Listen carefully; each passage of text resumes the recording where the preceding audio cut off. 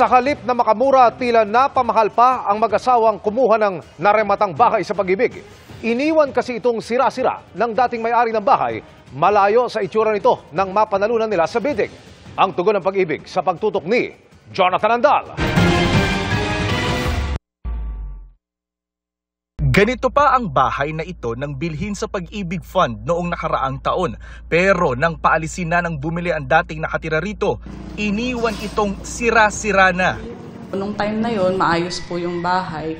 As in, one day lang yung nakalipas nung bago ma-evict sila ng sheriff. Tsaka lang po naging ganito yung itsura ng bahay po.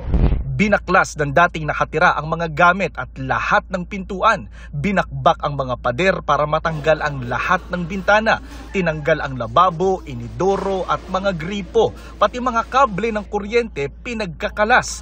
At ang mga drainage sa bahay binuhusan pa umano ng semento. Nakapanlumo na. Talagang pagpasok mo dito, parang niransak yung bahay. May iyak ka talaga. Ang reason daw po nung dating owner is dahil di daw po namin sila napagbigyan na magstay hanggang January 30 dahil gusto nilang magpasko and New Year dito sa bahay. And meron ng papalit sa amin din doon sa nirerentahan namin. Kaya naipit na rin po kami. Ayon sa bumili, foreclosed property na ito o kinuha na ng Pag-ibig dahil 10 taong di nahuhulugan ng dating may-ari. 2.9 million pesos ang benta ng Pag-ibig sa bagong owner. 15,000 pesos lang ang down payment habang 19,000 pesos lang ang buwan ng hulog sa loob ng 30 taon. Pero imbes na makamura, napamahal pa sila sa pagpapaayos na umaabot na ngayon sa kalahating milyong piso. Papalitan pa nila ang kontador ng bahay na kinuha rin daw ng dating owner.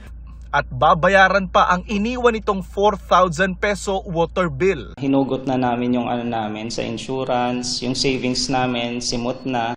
Sabi ng Pag-ibig Fund, maituturing na vandalism at theft o pagnanakaw ang ginawa ng dating nakatira sa bahay. Wala ho talagang karapatan yung prior occupant na kunin o sirain ang alingmang bagay dun sa nasabing property sapagkat yun po ay pag-aari na nung nakabili. Nakasaad po dito sa notice to vacate na bawal niya kong galawin o bawal niya kong i-vandalize o nakawan yung nasabing property.